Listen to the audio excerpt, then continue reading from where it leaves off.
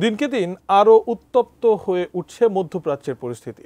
একদিকে গাজাকে মৃত্যুপুরীতে পরিণত করে হামাসকে নির্মূলে তীব্র অভিযান চালিয়ে যাচ্ছে ইসরায়েল, অন্যদিকে পারমাণবিক ইস্যু নিয়ে ইরানে হামলা চালিয়ে বেশ বেকায়দায় পড়েছে নেতানিয়াহুর বাহিনী। একের পর এক ক্ষেপণাস্ত্র হামলায় তেল আবিব ও হাইফা সহ বেশ কয়েকটি শহর গাজার মতো ধ্বংসপ্রাপ্ত শহরে পরিণত হয়েছে। এমন পরিস্থিতিতে ইউরোপ থেকে বড় এক ধাক্কা খেয়েছে ইসরায়েল। বিস্তারিত জানাচ্ছেন শেখ ফরিদ।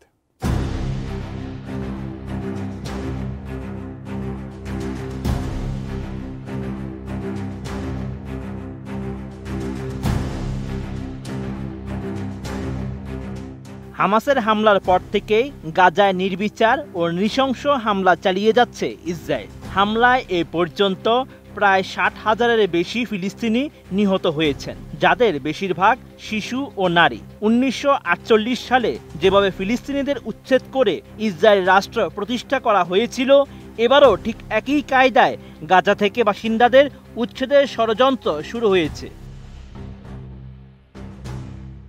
ইসরায়েল সরকার ঘোষণা করেছে তারা অধিকৃত পশ্চিম তীরে ফিলিস্তিনি ভূমিতে 22টি অবৈধ বসতি স্থাপন করবে। এর মধ্যে কিছু তথাকথিত আউটপোস্ট রয়েছে, যেগুলো এরই মধ্যে সরকারি অনুমোদন ছাড়াই নির্মিত হয়েছে। এই পদক্ষেপে তীব্র নিন্দা জানিয়েছে ফিলিস্তিনি কর্মকর্তারা এবং মানবাধিকার সংগঠনগুলো।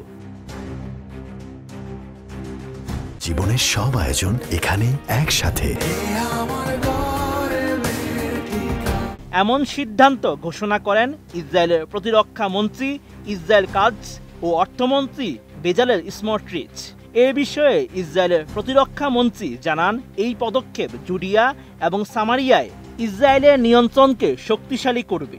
এরই মধ্যে পশ্চিম তীর জুড়ে 100টিরও বেশি অবৈধ বসতি নির্মাণ করেছে ইসরায়েল, যেখানে প্রায় 5 লাখ বসতি স্থাপনকারী বসবাস করছে। এবার অবৈধ বসতি স্থাপন ও অধিগ্রহণের কারণে এবার বিপদে পড়তে যাচ্ছে ইসরায়েল। ইউরোপ থেকে দেশটির উপর এলো বড় এক ধাক্কা। ফিলিস্তিনি অধিগ্রহণ করার কারণে ইসরায়েলের বিরুদ্ধে দাঁড়ালো ইউরোপের 9 দেশ।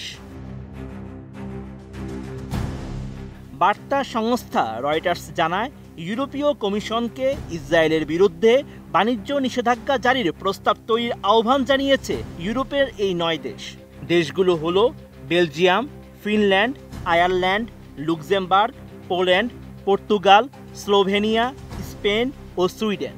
ইইউর পররাষ্ট্রনীতির প্রধান কাজা কালাসকে পাঠানো ওই চিঠিতে সই করেছেন এসব দেশের পররাষ্ট্রমন্ত্রীরা। ইউরোপীয় ইউনিয়ন ইসরায়েলের বৃহত্তম বাণিজ্যিক অংশীদার, যা তাদের মোট পণ্য বাণিজ্যের প্রায় 1/3। চিঠিতে পররাষ্ট্রমন্ত্রীরা লিখেছেন, অধিকৃত অঞ্চলে অবৈধ বসতি স্থাপন করছে ইসরায়েল। এমন কর্মকাণ্ড আন্তর্জাতিক আইনের লঙ্ঘন। ফলে এই অঞ্চলে পণ্য ও সেবার বাণিজ্য বন্ধ করা জরুরি। এ বিষয়ে বেলজিয়ামের পররাষ্ট্রমন্ত্রী ম্যাক্সিম প্রিভোট জানান, ইউরোপের বাণিজ্য নীতি আন্তর্জাতিক আইনের সঙ্গে সঙ্গতিপূর্ণ হওয়া উচিত। বাণিজ্য তাদের নৈতিক ও আইনি দায়িত্ব থেকে বিচ্ছিন্ন হতে পারে না। Sheikh Farid, ATN news.